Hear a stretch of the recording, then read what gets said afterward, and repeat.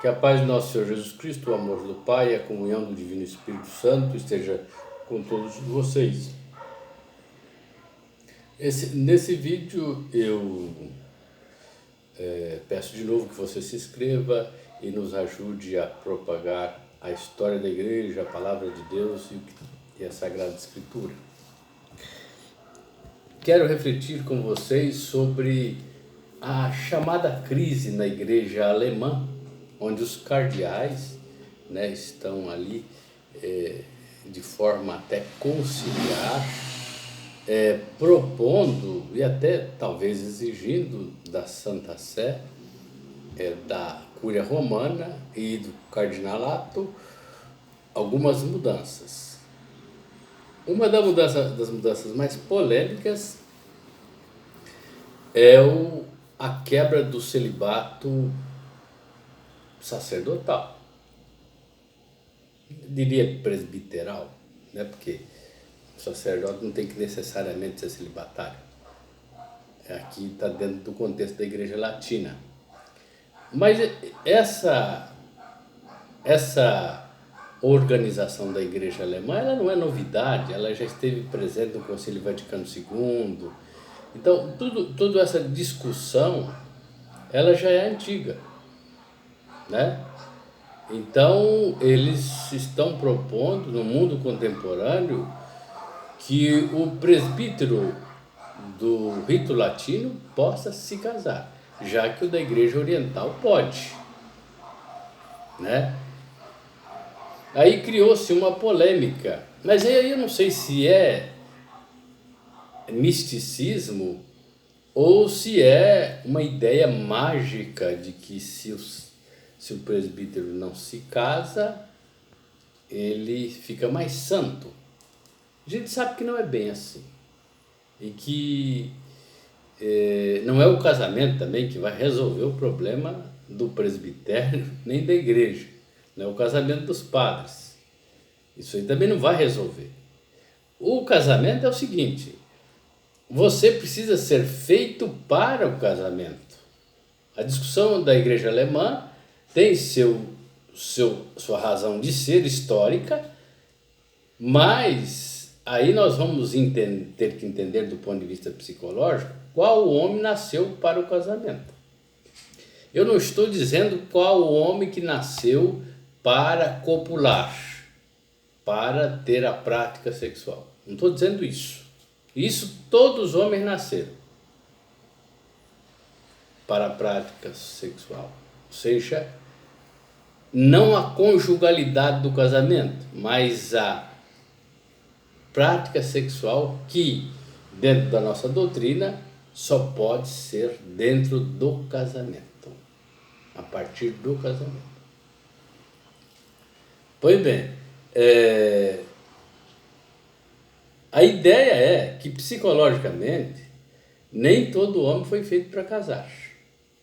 Mas me parece, eu não sei quem conhece gado e onde prende gado, tem um negócio chamado brete, que é o corredor onde enfia o gado e ele vai acabar onde o camarada que vacina quer vacinar. Aí prende o pescoço dele e vacina, acabou. Essa era a finalidade do brete. Qual é a finalidade do encurralamento do indivíduo? E qual é a finalidade do imperativo categórico, ou do imperativo quase categórico? Faça isso e não faça aquilo. A ideia dogmática, de que você tem que fazer isso e não fazer aquilo. De que isso é uma verdade intransponível.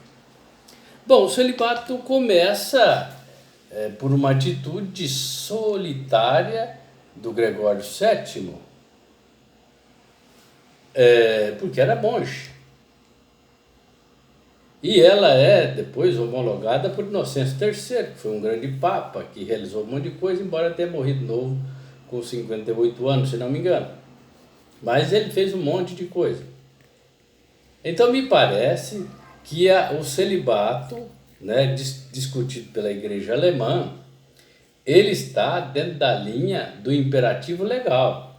O Papa fez um decreto para que o celibato se estabelecesse para toda a igreja e não simplesmente para os monges ou os religiosos, de ordem religiosa. Pronto, ficou assim, né? Mas não é todo o imperativo, não é toda a medida legal que é cumprida exatamente do jeito que ela é decretada. Então houve o problema da promiscuidade no período medieval, pós-celibato, né, ou na Baixa Idade Média, dali para frente, né, por causa desta obrigação do celibato. A gente tem que tomar muito cuidado, porque algumas expressões são muito estranhas, né, de algumas mães e de alguns pais sobre o casamento dos filhos. É muito preocupante isso.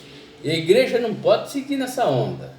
A igreja tem que apresentar alguma coisa do ponto de vista sobrenatural e espiritual. Um pouquinho bíblico também. Pode seguir na onda.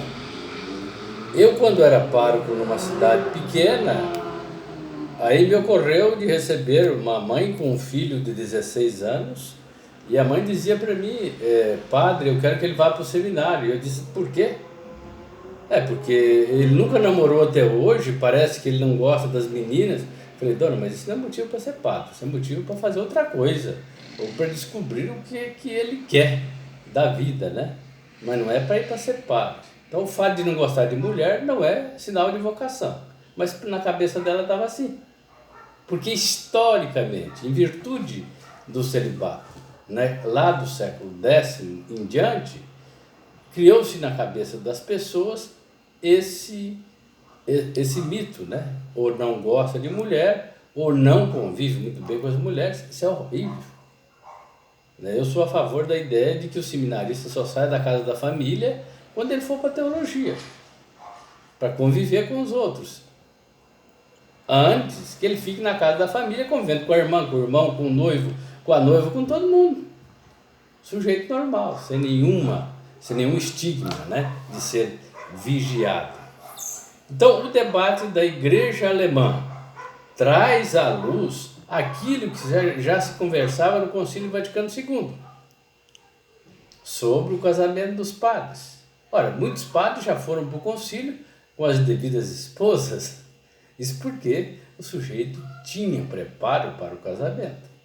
Não é todo homem que nasceu para casar, isso aí precisa colocar na cabeça, porque senão a mãe força o sujeito a casar e ele vai fazer outra besteira. Além da besteira do casamento, ele vai estragar a vida da moça, porque ele não vai conseguir conviver no casamento. Então, o celibato tem que ser, acima de tudo, uma discussão institucional, levando em conta, principalmente, os fatores psicológicos que levam o sujeito a querer ser padre. Os fatores psicológicos que levam um sujeito, por exemplo, a querer o poder do poder sacerdotal, que eu nunca vi isso em lugar nenhum. Eu nunca tive poder nenhum. Mas os motivos psicológicos também, se o sujeito tem ou não condição para casar. Não basta ser homem e mulher para que se realize o casamento.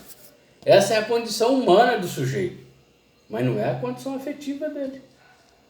É isso que precisa refletir.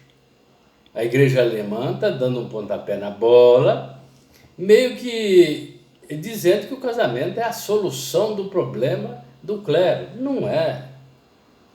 O casamento não é a solução do problema de ninguém.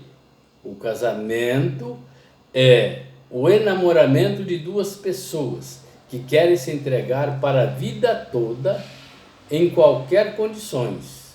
E aí o sacramento corrobora essas condições. Na riqueza, na pobreza, na saúde ou na doença, todos os dias da sua vida. E eu, quando fiz casamento, ainda falei para os noivos o seguinte: todos os dias é muito tempo, hein? Vai demorar. Você quer ou não quer? Porque para confirmar se o sujeito tinha um propósito de casamento.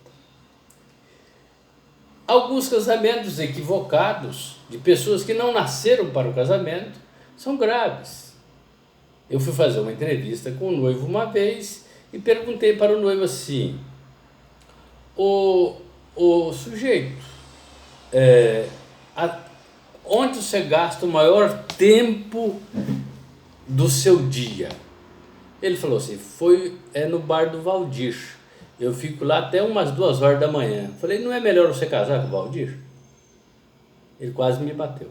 Ora, se você ficou no pé da noiva 5 anos namorando, enchendo a paciência dos pais, aí depois você vai pro bar do Valdir ficar até 2 horas da manhã, então case-se com o Valdir. É melhor você casar com ele do que casar com a mulher. Você está gastando seu tempo mais com ele do que com a sua esposa.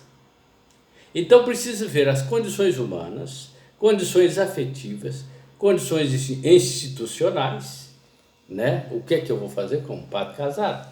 Né? Como é que eu vou cuidar do sustento dele? Porque até agora nós somos autônomos. Sem ofício você passa fome. Né? Sem ofício você passa fome. Então, por quê? Porque você é autônomo. Nós somos igual eletricista, encanador, etc. Mas sem garantia nenhuma. Se não tiver ofício, também não tem manutenção. Como é que você vai constituir uma família nesse quadro? Isso precisa refletir também. Sem segurança nenhuma para dar para sua família. Como é que você vai constituir? Então, são coisas que precisam ser analisadas primeiro. A Igreja da Alemanha sempre foi progressista nas suas decisões. Ela sempre esteve à frente do seu tempo e da sua história. Eu não estou dizendo que essa objeção e que essa exigência dele seja uma coisa ruim. Eu só estou dizendo que é preciso, primeiro, analisar as condições logísticas da igreja. Depois, as condições reais. Que homem nasceu para casar? Porque não é porque nasceu homem vai casar. Não é porque nasceu mulher vai casar. Ou vai, então vai ser padre. Aí ser padre é uma opção para o não casamento. É uma confusão danada de chamados e de vocações. Uma confusão danada. Então aqui precisa de uma análise muito mais profunda, né? Muito mais profunda sobre o celibato sacerdotal. Não basta só ser a favor ou ser contra. Isso aqui não é uma enquete. Nós estamos lidando com a vida das pessoas, com a afetividade das pessoas. E precisa respeitar muito isso aqui, a afetividade das pessoas. O sujeito casa, não é preparado para o casamento, fica violento, agride a mulher, trai a mulher. Mas trai por quê? Porque ele já está acostumado a ser do sexo masculino, a ser homem do sexo masculino. Não é que ele nasceu homem para o casamento. Isso é outra coisa que precisa analisar, né? Os cursos de noivos, isso aqui não dão conta de mostrar na realidade a experiência do casamento. Tem muita coisa difícil no casamento para engolir. A convivência é a primeira delas. Então, a discussão da igreja alemã, ela vai muito longe ainda, mas parece que está meio avançada, né? E que eles devem tomar decisões lá por conta deles. Pode haver um cisma, e aí é um perigo grande quanto à questão da comunhão, pode haver um cisma. E é preciso acabar com essa ideia fixa de que se o sujeito não serve para uma coisa, ele serve para outra. O sujeito não tem que necessariamente, nem a moça, nem o moço, eles têm que ser determinados pela sua família para fazer isso ou aquilo. Eles crescem, amadurecem ou não e fazem as próprias escolhas. E isso não mata ninguém, isso não vai levar ninguém para o inferno. Na verdade, é preciso analisar ponto a ponto, caso a caso, qual é o chamado de cada um. Nasceu homem, tem que casar. Ou vai ser padre para fugir do casamento. Bom, escuta, o que é que você quer fazer da vida? Né? Qual é a sua estrutura afetiva, psicológica? Eu passei no seminário o tempo todo, eu vi só uma psicóloga passando por lá, mas assim, a título de quem quer. Quem quiser pode ir, quem não quiser não precisa ir, entendeu? Então, virou uma brincadeira, Nesse sentido, é preciso que haja um acompanhamento rigoroso do ponto de vista psicológico, psicologia da personalidade, para saber realmente o que é que as pessoas querem. E se elas querem, elas podem mudar de vontade? Podem mudar de vontade, são livres para mudar de vontade e redefinirem a própria vida. Mas não vai ser o casamento a solução da igreja. Não vai ser o casamento a solução dos problemas da igreja, nem dos problemas dos padres. Isso aqui é uma bobagem. O homem que foi feito para casar, ele não precisa ir para o seminário, ele não precisa ser padre. Agora, se as motivações pelas quais ele vai para o seminário são outras, com toda certeza ele não vai ser fiel ao ministério e não vai ser fiel ao celibato. Pronto. Então, por quê? Porque não houve uma análise prévia das condições vocacionais do sujeito. Você é vocacionado ao casamento, você é vocacionado ao celibato solteiro ou ao celibato sacerdotal, ou você é vocacionado a não fazer nada disso, a viver sozinho, sem ninguém. Isso é você. O debate na igreja é porque, no quadro geral, isso aqui está incomodando muita gente, né? Está incomodando muita gente porque tem o padre sendo solteiro, aí e o diabo vai em todas as missas do dia. Eu costumo dizer que o diabo vai na missa das 7, vai na missa das 10, vai na missa das 11 se tiver e das 19. E em cada missa dessa que ele vai, ele tenta achar um vaidoso lá, de preferência o padre que está presidindo a Eucaristia. Ele achou o vaidoso, ele derruba o sujeito no chão. Por quê? Quanto mais vaidoso, maior é o tombo. Então, não se mexe com a vaidade humana e não se joga a vocação em cima da vaidade humana. O sinal vocacional do sujeito, ele deve estar no seu coração e nas suas atitudes. Não é na aparência das coisas. É isso que é bom a gente sempre lembrar. Esse debate ainda vai muito longe. Eu tenho para mim que o casamento não é a solução da vida dos presbíteros, muito mais do que isso. Eu entendo que nem todo homem foi feito para casar, só porque nasceu homem, e nem toda mulher foi feita para casar, só porque nasceu mulher. As pessoas podem conviver e não serem casadas, né? E não fazerem ato sexual nenhum.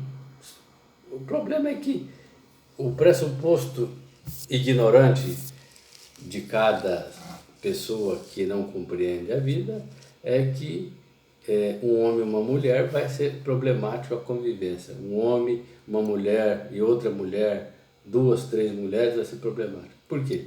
Porque nós temos medo daquilo que a verdade pode nos revelar. O espelho, às vezes, mostra muito mais a nossa feiura do ponto de vista sobrenatural.